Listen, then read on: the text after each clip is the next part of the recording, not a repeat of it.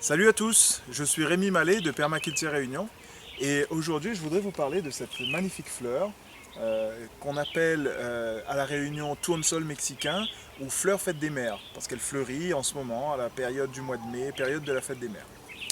Alors cette fleur-là, son nom scientifique c'est Tithonia diversifolia, c'est une plante de la famille des Astéracées et les Astéracées c'est une famille qui est très importante dans un écosystème en permaculture.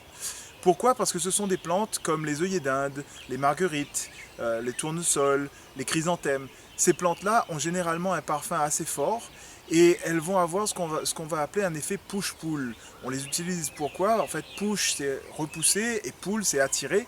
Donc elles vont beaucoup repousser des insectes nuisibles et attirer les insectes bénéfiques dans votre écosystème.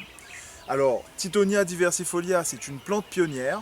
Cette plante-là, elle a cette capacité à s'installer sur des sols qui sont pauvres, qui ont été perturbés, qui ont été épuisés par les pratiques précédentes.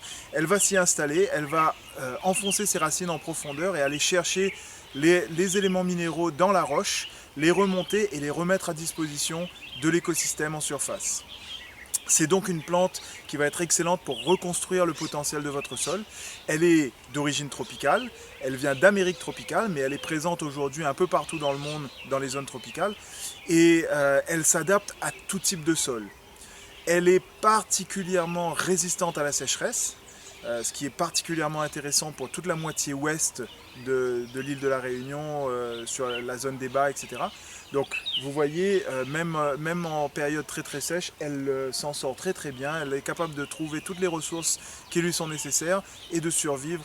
Mais on la retrouve à la Réunion dans les Hauts, j'en ai vu la semaine dernière à Sillaos, on en retrouve dans l'Est, on en retrouve un peu partout. C'est également une plante que j'appelle une plante perma, pourquoi? Parce qu'elle remplit de très nombreuses fonctions. Alors, pour commencer, c'est une plante qui a un potentiel insecticide important. Elle est notamment extrêmement efficace sur les termites. Elle peut être utilisée en extrait fermenté dans votre jardin. C'est également un excellent fertilisant. Donc, comme je vous ai dit, c'est une plante pionnière. Elle va aller puiser des éléments minéraux dans le sol et les remonter. Et en fait, elle va être particulièrement riche en phosphore et en potassium. Et notamment pour le phosphore, elle a une particularité importante, c'est que sur ces sols parfois qui ne sont pas forcément carencés en phosphore, mais qui n'ont que du phosphore qui est sous une forme indisponible pour les plantes, elle va être capable de puiser ce phosphore, de le transformer sous une forme disponible pour les plantes et donc de le remettre à disposition de votre écosystème.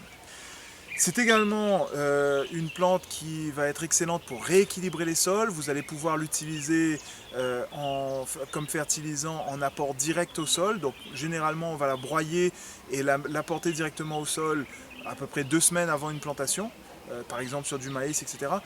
Autre fonction, on va également faire sécher ces fleurs et les utiliser pour la conservation des semences, en utilisant encore une fois son effet insecticide.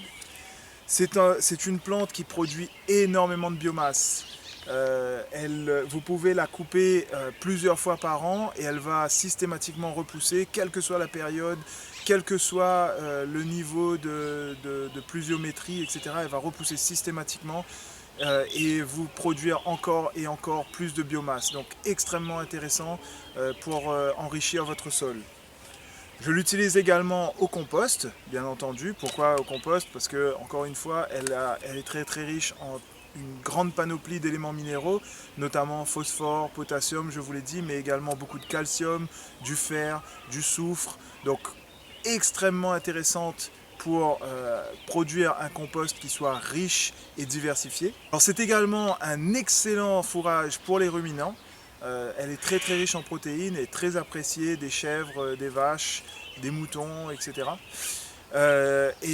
C'est enfin un très très bon bois de chauffe, donc une excellente alternative dans les zones sujettes à déforestation pour remplacer justement le bois de chauffe. Utilisons ce Tithonia qui produit un bois dense et riche, donc pour la cuisson, pour le chauffage, etc. Alors voilà donc encore une fois une magnifique plante très intéressante pour votre système en permaculture. Elle va être très productive, elle est très facile à multiplier par bouturage. Donc n'hésitez pas à vous y intéresser, n'hésitez pas à aller faire vos recherches. Et si vous avez vous-même d'autres utilisations, d'autres fonctions que vous connaissez pour cette plante, n'hésitez pas à nous envoyer un petit mot, à partager avec nous sur notre page Facebook.